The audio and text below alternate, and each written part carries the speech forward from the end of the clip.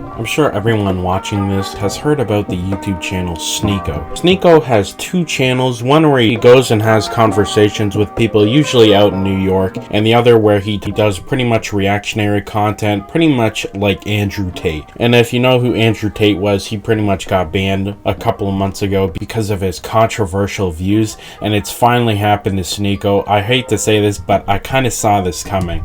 So Sneako posted to his Instagram a picture of an email from YouTube pretty much saying that both of his channels have been permanently disabled. He can appeal this, but it's very unlikely, I'd say, that he's going to get unbanned. A lot of people, especially Sneako fans, are upset about this. They're saying he's being deplatformed, and a lot of people are saying that they're happy that he was deplatformed, and honestly, I can see valid points from each side. Only 18% of the people watching this video right now are actually subscribed to the channel. Don't be part of the 81%. Subscribe to the channel, you have nothing to lose. So first, I actually do want to go on his defense for his main channel. I thought it was really good. He pretty much just went and had conversations with people, and I thought they were really good and professional. They weren't overly offensive by any means, I'd say, but then he started up his new channel that just absolutely exploded on all social media platforms, where he pretty much did controversial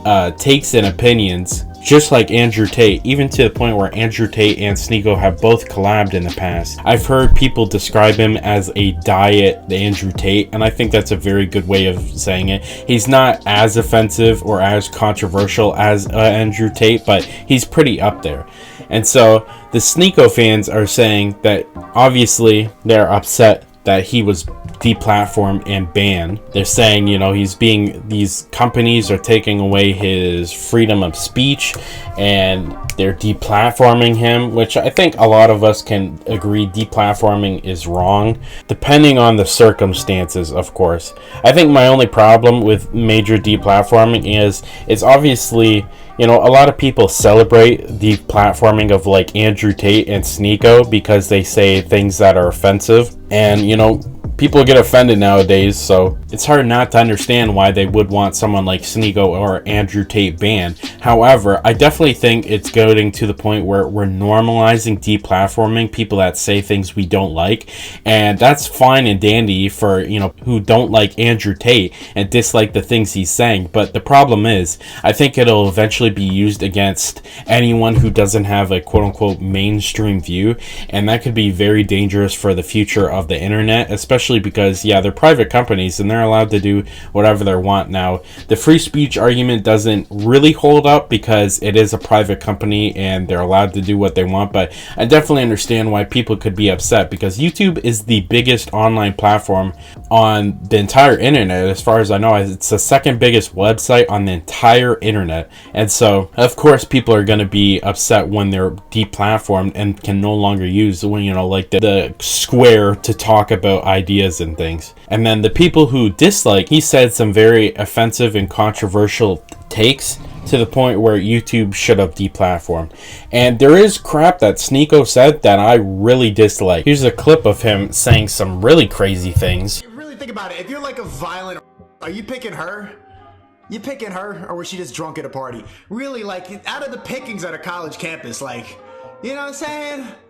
You know what I'm saying? You're not gonna before.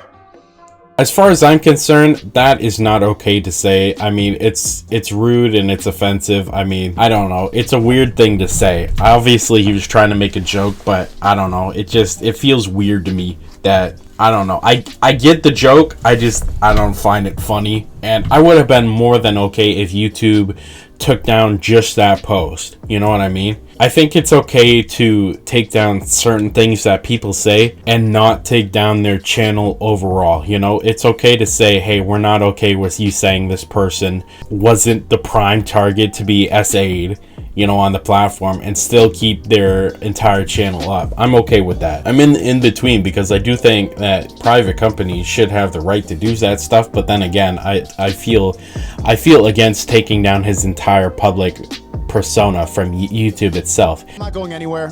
the real people who want to find me will find me. They don't want you to be smarter. They want you to be weaker. They want you to be dumber. They want to take complete control over you. So any information like this, they're actively trying to silence. I hope that everybody else in this panel doesn't get banned as well.